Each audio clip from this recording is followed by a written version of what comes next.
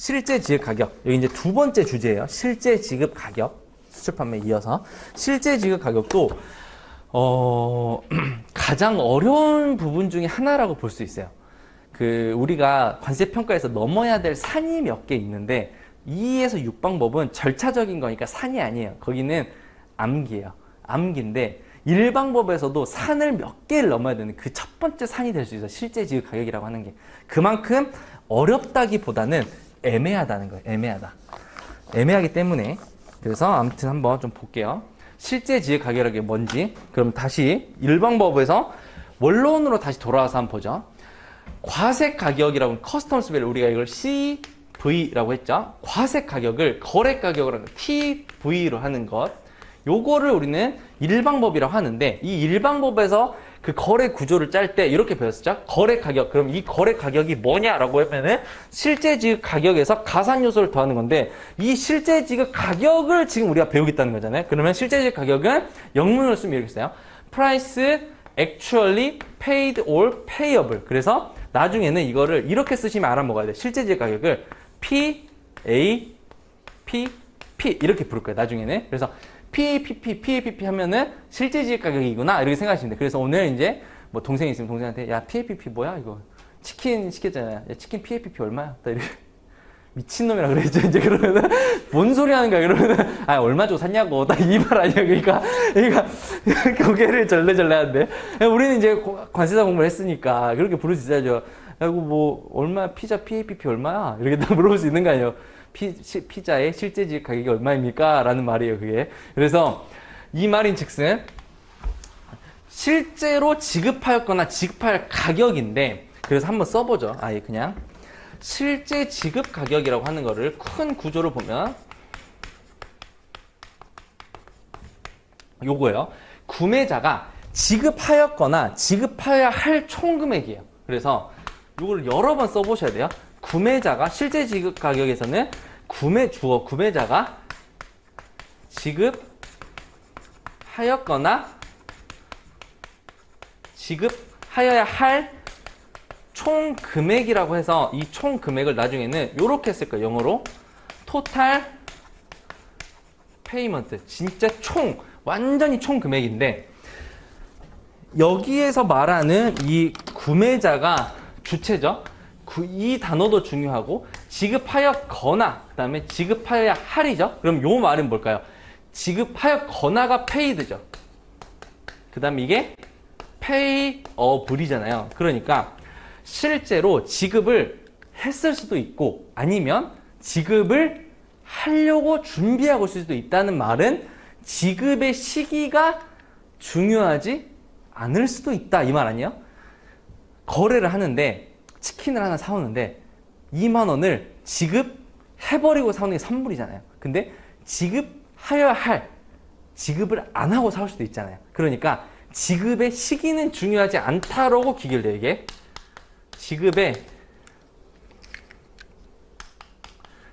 시기는 중요하지 않다. 이게 나중에 왜 중요하냐면, 이게 합의와 이행의 문제라는 또 논의가 생겨요. 합의와 이행의 문제. 지금 여기까지 그냥 보시면 되는데, 합의가 중요하냐 이행이 중요하냐라는 논의가 있거든요.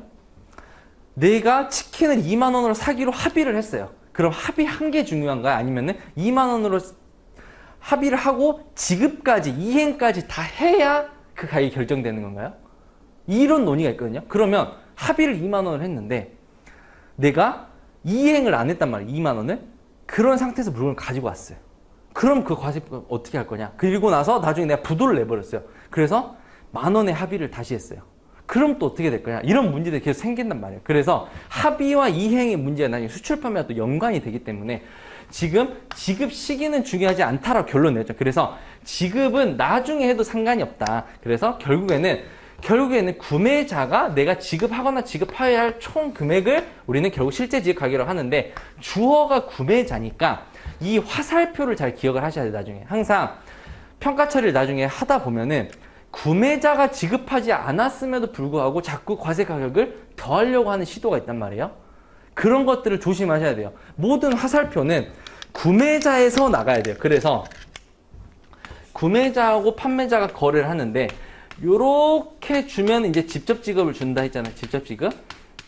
직접 지급을 주는데 요렇게 별도로 주는 것들, 요렇게 이런 것들 우리가 나중에 간접 지급이라는 의미로 가지고 올 건데 다 화살표가 지금 어디서 시작됐어요? 여기서 시작됐죠. 그러니까 구매자가 지급하였거나 지급하여야 할 이렇게 갔죠. 근데 이게 아니고 사례들을 보다 보면 얘가 이렇게 주거나 이렇게 주는 경우들이 있어요. 이것도 다 비용이 나가는 거잖아요. 근데 이런 비용들은 구매자하고는 아무 상관이 없죠. 그래서 근본적으로 이 비용들을 어떻게 할 거냐면 얘는 여기한테 원가에다가 전가를 했겠죠. 그러면 얘는 어디에서 이 금액 안에 이 금액이 포함이 되어 있었겠죠. 상식적으로. 근데 만약에 얘가 깜빡하고 이거를 여기다 못 넣었어요. 못 넣었어요. 그러면 어떻게 되죠? 그 가격을 찾아서 더해주면 왜 더해주면 안 되죠. 더해주면 안 되죠. 잘 생각해보세요. 봐보세요. 얘가 자기네들이 지급을 했단 말이에요. 이렇게. 그러면 얘네 입장에서는 원가였을 거잖아요. 그러니까 정상적인 판매자라면 자기가 원가 구성 요소에 이런 데다 넣었겠죠. 이렇게. 그래서 이거 100만 원이야? 라고 했을 거 아니에요. 그럼 얘가 여기다 이렇게 줬을 텐데 깜빡하고 5만 원을 뺐단 말이에요. 그러면 실질적인 가치로 봤을 때는 5만 원까지 포함된 게 이 물건의 가치가 맞을 텐데 얘가 여기에 넣지 않고 그냥 95에 거래를 했단 말이에요. 그러면 우리는 95를 인정을 해주잖아요. 이 5가 어디 원가에 있는 거를 찾아서 더해준다? 아니죠. 이걸 더해주는 행위는 뭐다? 정상 가격을 찾아가는 거 아니에요. 저 5는 원래 물건 가격이었어. 막 이렇게 안절부절 못하고 있는 거야. 저 5는 원래 물건 가격이었어. 막 이렇게. 그런 상황이 아니잖아요, 지금. 그러니까 얘가 못한 건 어쩔 수 없다. 근데 이 5를 만약에 구매자가 줬다면, 요렇게. 이거는 다른 얘기가 되는 거죠. 이거는 화살표가 구매자다. 그러니까 구매자가 지급하였거나 지급하여야 하니까 구매자가 항상 어떤 행위를 하는 것이 중요했던 거예요. 그래서 나중에 이게 할인에 대해서 논의할 때 되게 중요한 이슈가 되거든요. 항상 화살표가 구매자냐 아니냐. 그래서 지금 그렇게만 기억하고 있어요. 나중에 제가 할인에 갔을 때 다시 한번 이야기를 할 거예요. 이 할인이 구매자가 지급한 겁니까? 라고 물어봤을 때 대답할 수 있어야 돼요. 나중에. 아무튼 지금은 어쨌거나 그 제목을 봤을 때 제목이 구매자가 지급하였거나 지급하여 할이니까 아 개념이 이렇게 됐구나 라고 하고 영문으로 이렇게 된다 라고까지만 이해하시면 돼요. 그래서 지금 첫 번째 시간에는 그 구성을 한번 보죠. 그러면 여기에서 말하는 구매자가 지급하거나 지급할 총 금액이라고 풀었었는데 이 총 금액이 그러면 뭐냐라고 보면은 이렇게 쓰는 거예요. 직접 지급 총 금액 하는 거니까 직접 주는 거, 그 다음에 간접적으로 주는 거. 요렇게 두 개 합한 거. 직접 줄 수도 있고 돌려서 줄 수도 있고. 근데 총 금액이잖아요. 그러니까 여기에서 사실은 이 총 금액 안에 들어있지 않아야 되는 것도 있을 수 있죠. 그래서 공제 요소 뺄 수 있는 거는 뺀다. 요게 바로 총 금액이에요. 그래서 실제 지급 가격을 하는 거는. 그래서 직접 지급과 간접 지급의 합해서 공제 요소까지 뺀다 라고 보시면 되고, 그리고 그 다음에 실제 지급 가격이라서 지금 이렇게 배웠던 건데 사실은 거래 가격부터 보면 저 실제 지급 가격에서 여기 헷갈리지 않게 보려면 거래 가격이 이렇게 썼었죠. 거래 가격은 실제 지급 가격 더하기 법정 가산 요소였죠. 가산 요소.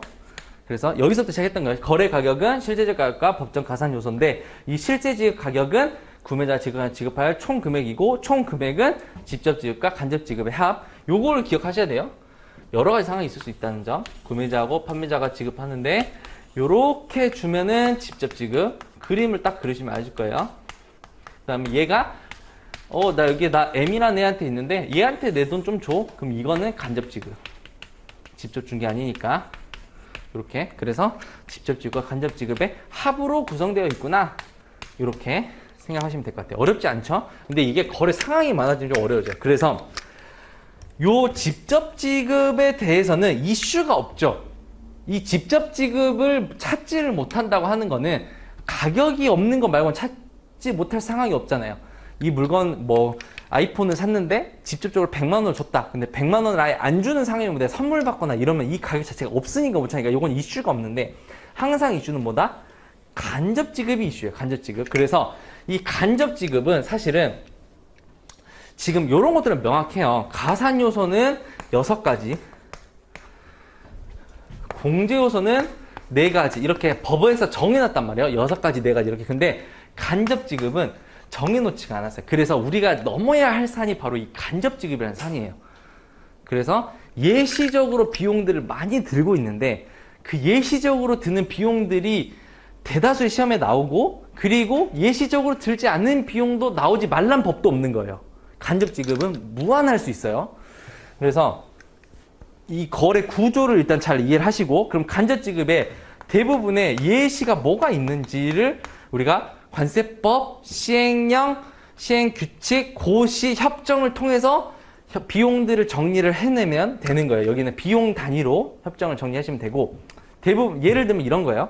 크게 보면은 이런 상계하거나 이런 것들 예시되는 비용을 변제하거나 아니면은 기타 간접 지급이 이렇게 불러요. 보통 크게 보면은 그래서 법에서 나올 때는 상계, 변제, 기타 간접 지급에 이렇게 부르는데 이 기타 간접 지급의 안에 또 이런 것들이 있어요. 제3자 지급, 그 다음에 하자 보증비, 지금 비용만 소개시켜 드리는 거야. 그 다음에 외국 훈련비, 연구 개발비,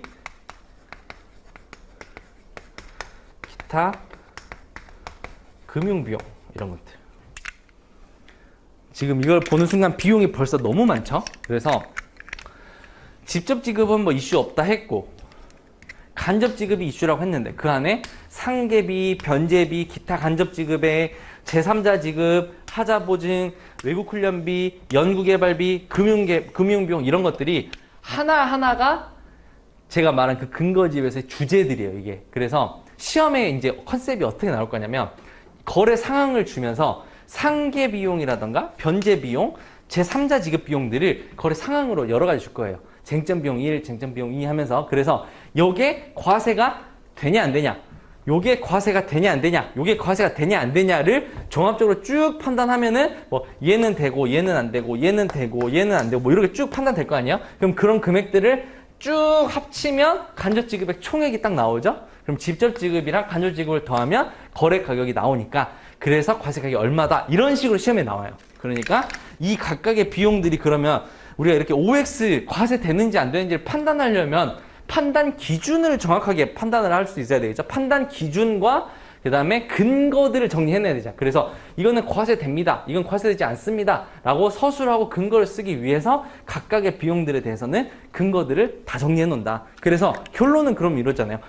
상계라는 문제가 떴어요. 그럼 상계가 과세되는지 과세되지 않는지만 판단할 수 있는 근거만 내 무기만 갖고 있으면 끝나는 거 아니에요? 그쵸? 그런 컨셉이에요. 그렇게 이해하시면 되고 그래서 아무튼 그럼 이제 이게 보면 이해가 되죠? 여기서 말하는 이 총 금액이라고 하는 거는 결국에는 직접 지급이랑 간접 지급의 합이다. 이렇게 보시면 되겠어요.